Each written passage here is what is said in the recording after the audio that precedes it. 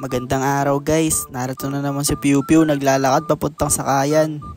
Sa Sangandaan nga na naman ako dadaan kasi matraffic na naman sa highway. At dahil Wednesday na naman ngayong araw, PE na naman yung first subject namin. Pagkarating ko sa school guys, pumunta na ako sa gym para mag-start na yung PE namin.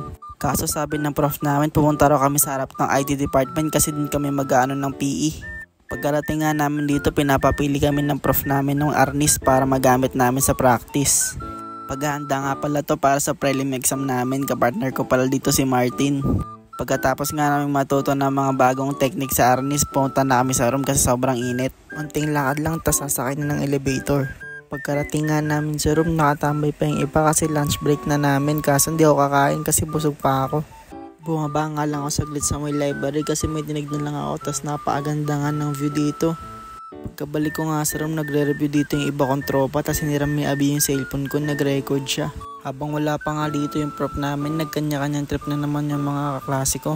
Pagkatapos nga nun, inaya ko yung mga tropa kong bumaba para magtanghalian kami kahit hapon na. Matik, chef curry na naman sa hapon. Pagkatapos nga yun, bumalik din agad kami sa may school. Sa room na nga lang kami kakain kasi napakainit sa labas. Pagkarating nga namin sa room, kumain agad ako kasi nagutom na ako.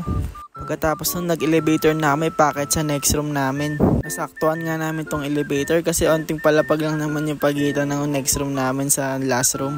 Tapos ayun, nakababa na nga kami, tapos papunta na sa next room. Ito nga pala yung pagtapos ng klase namin, din ako nakapag-record, busy kasi. Pagkatapos nga nun, lumipat na kami ng next room para sa next class. Kaso maaga pa pala yung time, kaya naman bumaba muna kami para tumambay. Dito nga pala kami laging tumatambay nung last time kapag may free time. Maganda kasi dito sa field, mahangin, tas dito pa naglalaro lagi yung mga tropa namin. Ito lagi na to si Carly kaya tambay dito eh. So lang biglang pumatak yung malakas na ulan kaya naman umakit na kami. Kaya naman dito na lang kami sa labas ng room tumambay, hinihintay namin lumabas yung mga nag-room sa room namin. Gulo ah. Pagkalabas nga na ibang section, tsaka naman kami pumasok. Syempre. Tapos ayun, nag-review nga ako dito saglit. Tapos wala palang exam, papagwin pala kami ng plate. Ito nga pala pinapakawasahan ni mami yung plate sa may faculty. Kailangan nga rin namin gumawa ng ganun pero pang Disney character. Ito nga maangas yung kay Carl, yung lolo sa up. Tapos yung kay Bilyar naman yung apo. Napansin nga ng prof namin na matagal pang matatapos yung plate namin, kaya naman pinatuloy na lang to sa bahay, sa Monday na lang daw ipapasa. Medyo late na rin kaya naman pinauwi na kami. Ito na guys, naglalakad namin papuntang Sakayan. Dito na kami dumaan sa may Victory Liner kasi sa Victory Mall sarado na. At eto na nga, nakarating na kami sa Shibuya Crossing. Medyo late na nga guys. Ang sakit nga sa mata na itong nasakyan kong jeep. Ewan ko ba nasaan ako, ang sakit sa mata. At ayun na nga, nakababa na nga ako ng jeep.